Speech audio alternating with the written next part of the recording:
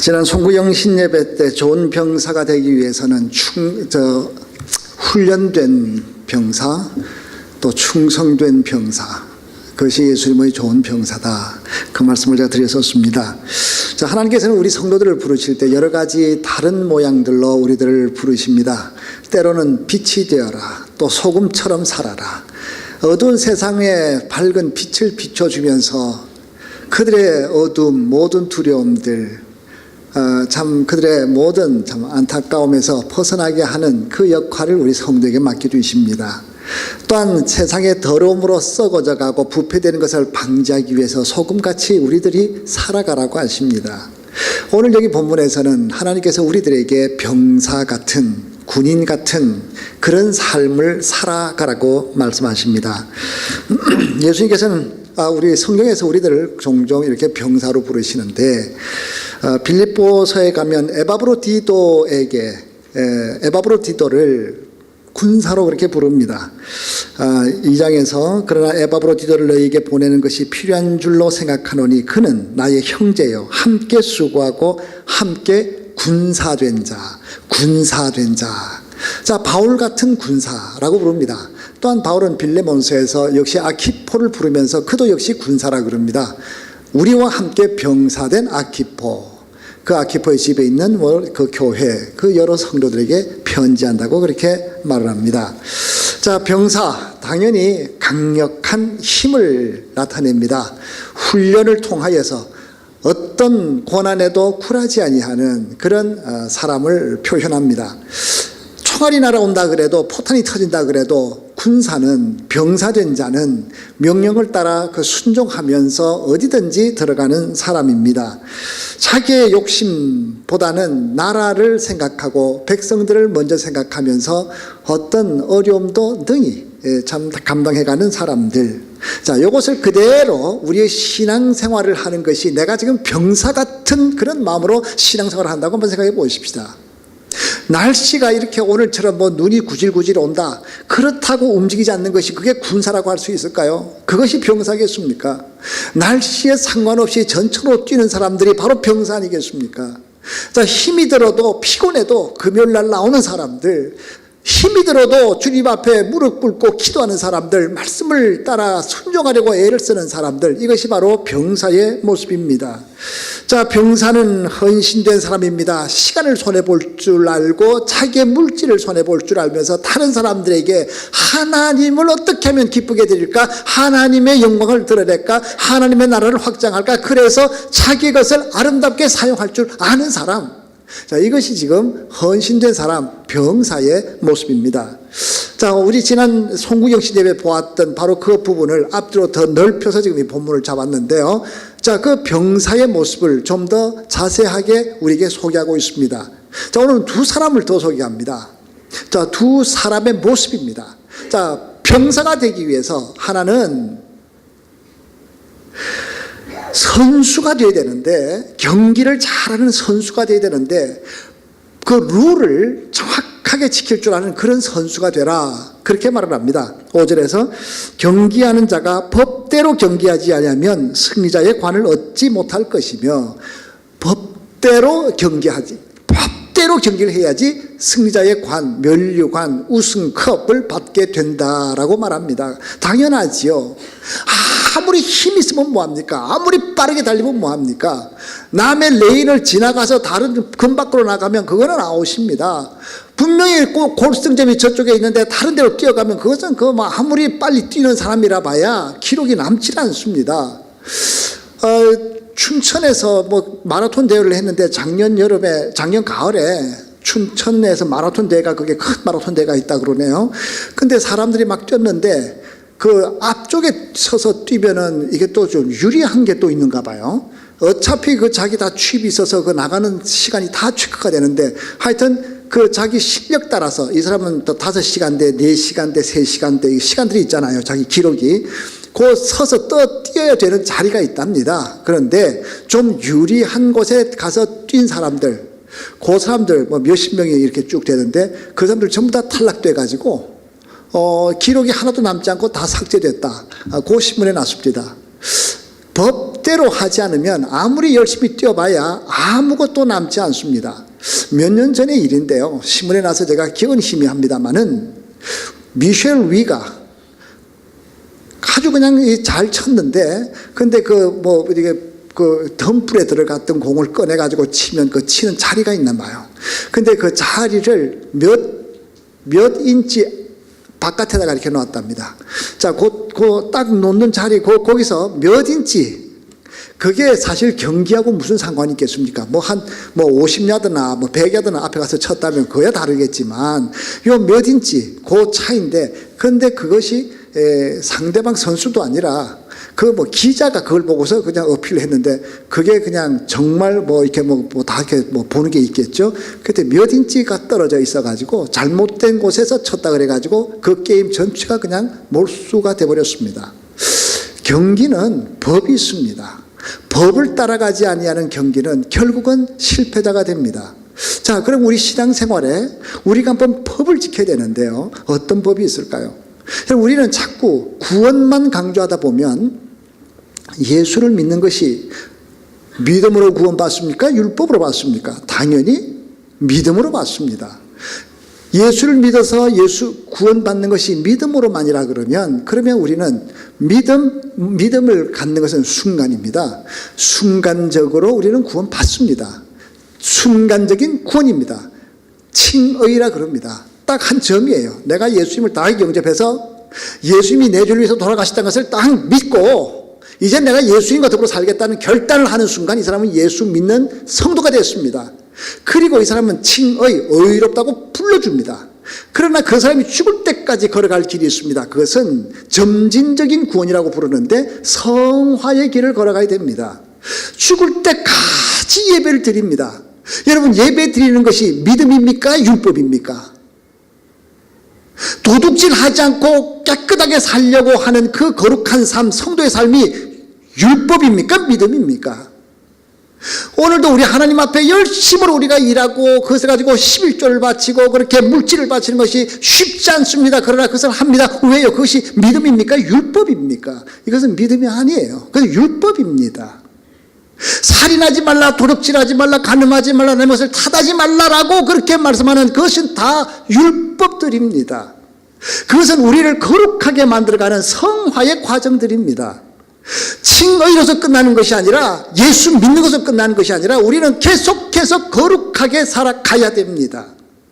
자, 오늘 이 땅에서 구원받는 것은 믿음이다. 그래서 나는 믿음을 가졌다. 나는 마음대로 살아도 된다. 지극히 잘못된 이단적인 생각들입니다.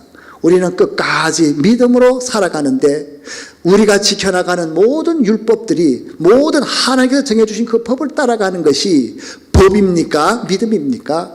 법은 법이지만 믿음을 가진 사람에게 자동적으로 우리는 그렇게 법대로 경기하는 선수처럼 살아가도록 되어 있습니다. 운동선수가 규칙을 지키지 않으면 결국 승리의 면류관을, 메달을 걸지 못하는 것처럼 오늘도 우리 하나님 앞에 기도하며 성경 보고 예배를 드리고 여러 가지 하나님께서 우리에게 명하신 대로 살아가는 그 삶은 나 자신에게도 유익을 주고 다른 이웃들에게도 아름다운 영향을 끼쳐나갑니다. 성경에 담배 피지 말란 말 없습니다. 자, 그러나 우리 예수 믿는 사람들은 우리들이 지금 만든 법이 하나 있잖아요. 그저 교회 나가는 사람은 술, 담배 안 한단다라고 하는 그 법, 그냥 우리가 만든 법이에요.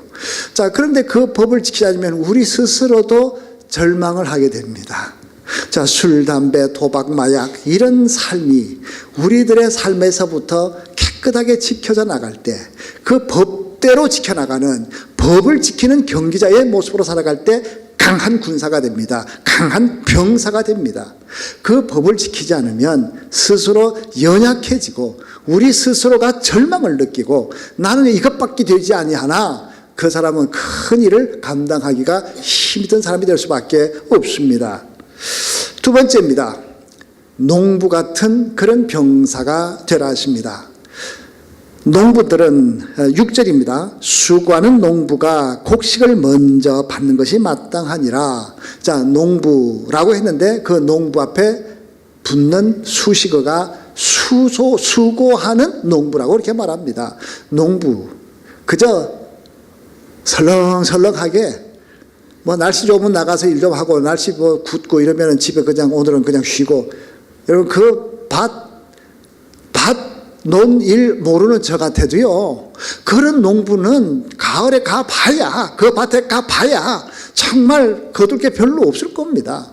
힘들어도 나가서 열심히 땀을 흘리는 그런 수고가 있는 농부, 그 농부는 그야말로 한 알의 밀을 심었는데 거기서 100개의 아름다운 결실을 맞아보게 될 겁니다. 그러니 그가 수고하는 농부가 먼저 받는 것이, 먼저 많은 것을 얻고 누리고 추수하게 되는 것, 그 당연한 이치 아니겠습니까? 자, 오늘도 우리들은 수고하는 농부처럼 살아야 됩니다. 자, 오늘도 우리 하나님 앞에 우리들은 거룩함을 만들어 나가기 위해서 수고해야 됩니다. 우리는 끝까지 거룩한 삶을 위해서 영적 전투를 싸워가는 그런 병사가 되어야 됩니다. 그냥 되지 않습니다. 수고해야 됩니다. 자, 그래서 우리는 내면적으로는 성령의 열매를 맺게 되고 또한 겉으로는 구령의 열매들을 맺으며 살아가게 되게 될 것입니다. 자, 하나님의 나라는요, 왔다 갔다 그저 허물허물한 100명보다 정말 열심을 가진 한 사람이 훨씬 많은 일을 해나갑니다. 우리 남한과 북한은요, 철조망 하나 사이입니다. 여러분, 뭐 날씨가 달라봐야 얼마나 다르겠습니까?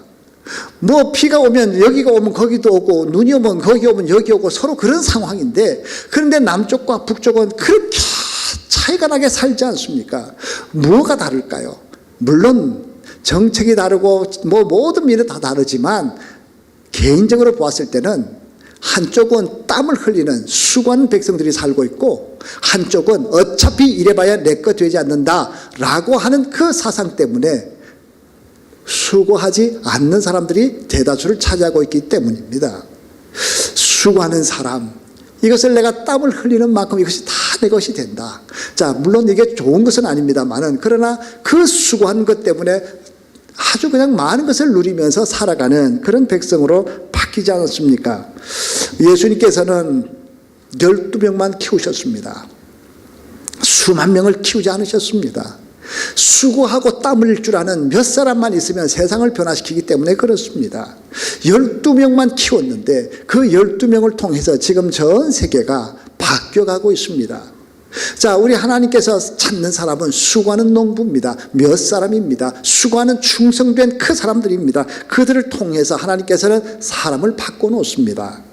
지금 여기 계신 여러분들은 다 땀 흘리고 수고하던 그 경험들 다 가지고 있습니다. 모두가 다 그런 경험을 가지고 사셨습니다. 제가 간증하는 것을 용서해 주시기 바랍니다. 제가 처음 예수를 믿고 나니까 얼마나 좋던지요. 저는 모태신앙이기 때문에 어려서부터 예수님에 대한 이야기, 사개오 이야기, 십자가 얘기 뭐 무척 많이 들었습니다. 그런데 그것이 다 이야기로만 그냥 끝나버렸습니다. 대학 1학년 때 예수님께서 내 죄를 위하여 돌아가셨다는 그 사실이 그냥 믿어지게 됐습니다. 예수님이 날 위해서 돌아가셨다. 내 죄가 다 씻어졌다. 내 죄값을 대리셔 돌아가셨다. 이제 나는 예수님을 믿기 때문에 내 죄가 다 사라졌다. 나는 이제 죽으면 천국 간다. 얼마나 감격되고 좋은지요. 예수님께서 주신 이 말씀이 얼마나 좋은지요.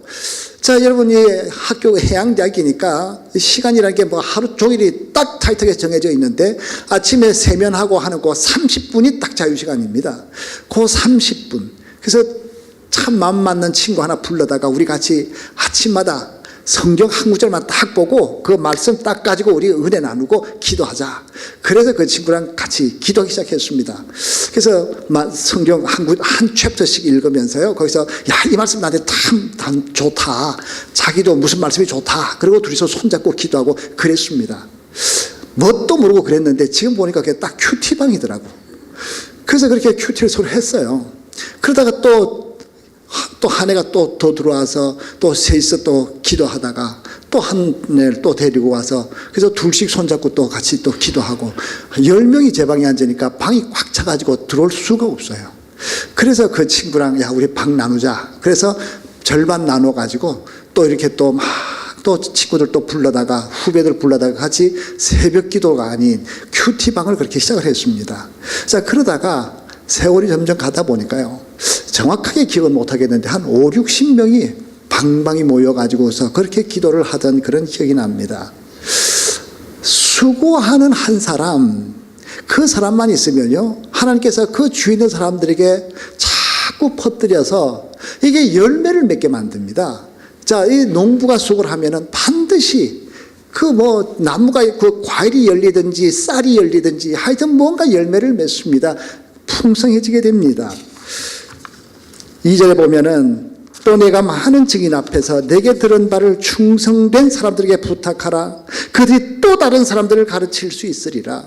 충성된 사람이 하나가 있으면 그 사람이 또 다른 사람들을 충성되게 만들고 그래서 충성들이 늘어나게 됩니다.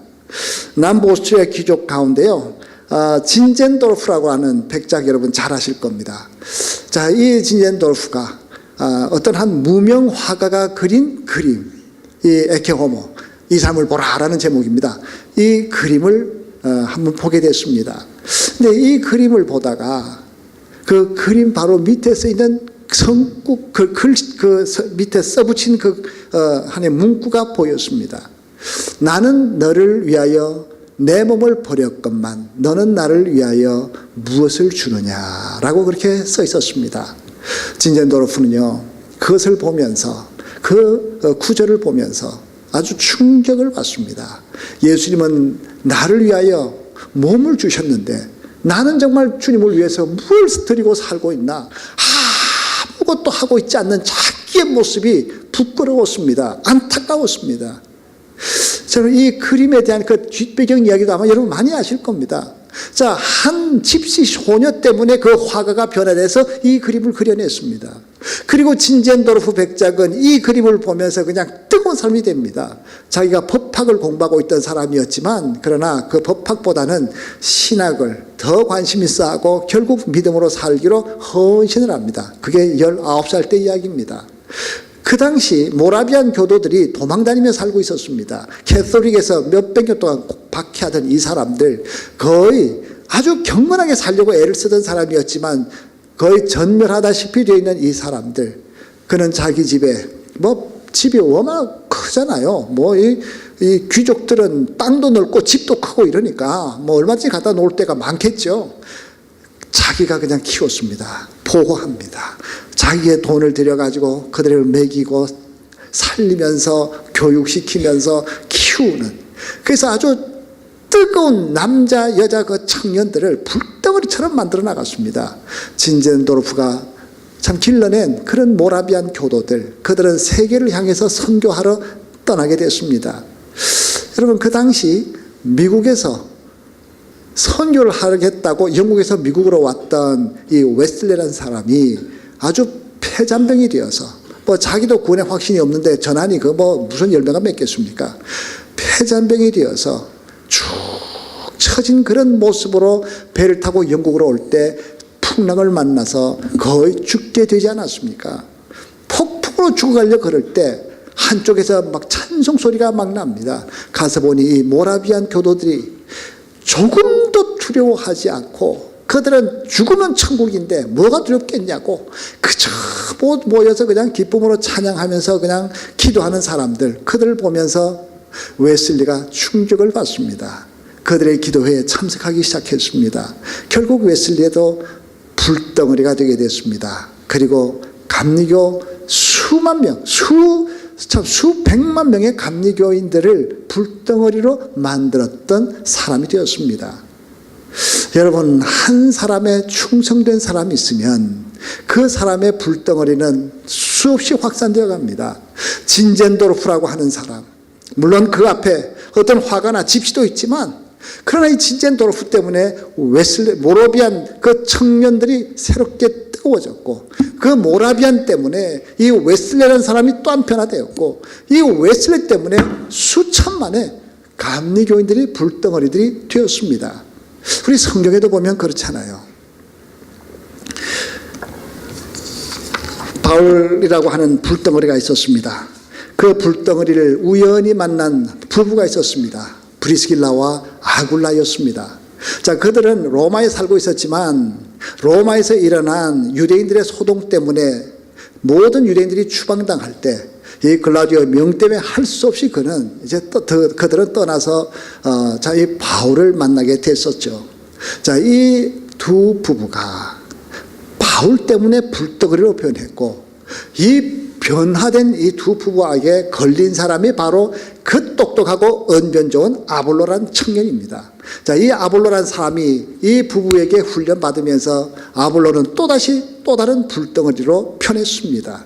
그리고 고린도 교회, 그 문제 많은 교회, 우리가 상상하는 것보다 정말 너무나 저급한 신앙생활을 했던 그런 고린도 교회 교인들, 성령 충만한 교인들로서 갖가지 은사를 누리면서 살던 그런 불덩어리들로 변화를 만들어냅니다. 바울이라고 하는 불덩어리 하나 때문에 브리스길라와 아굴라, 그리고 아볼로, 그리고 많은 고린도 교인들로서 그들은 많은 열매를 맺습니다. 수고하는 농부는 열매를 맺게 되어 있습니다. 오늘 본문 2절에서 내가 많은 증인 앞에서 내게 들은 바를 충성된 사람들에게 부탁하라. 그들이 또 다른 사람들을 가르칠 수 있으리라. 계속 더 많은 일꾼들은 바로 수고하는 그 충성된 불덩어리를 통해서 우리 하나님께서는 그 충성된 병사 한 사람을 통해서 악한 세력들은 다 떠나가고 하나님의 나라가 확장되어 가도록 만들어 가십니다. 결론 맺습니다. 병사 같은 일꾼, 바로 예수님의 좋은 병사.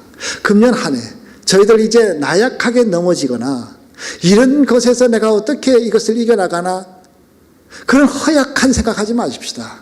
우리 이제 병사로 살아가십시다. 이제는 예수님께서 나를 병사로서 뽑아주셨고, 병사로 뽑힌 자는 자기를 뽑은 자를 기쁘게 하는 사람으로 살아가라 하시는데, 우리는 이 두 가지 경기자의 그런 마음으로 우리에게 주어진 깨끗한 길을 살아가는 그런 룰들을 지켜나가고 법을 지켜나가고, 또한 수고하는 농부처럼 땀을 흘리면서 우리 위에, 우리 주위에 있는 사람들에게 우리의 그 마음을, 기쁨을, 우리의 변화된 모습을, 우리들의 그 신앙을 퍼뜨려 나가면서 이 한 해 나 때문에 내 직장이 밝아지고 내 가정이 아름답게 변화되어 가는 예수님의 좋은 병사들로 살아가게 되시기를 주의 이름으로 부탁하고 축원합니다. 기도하겠습니다.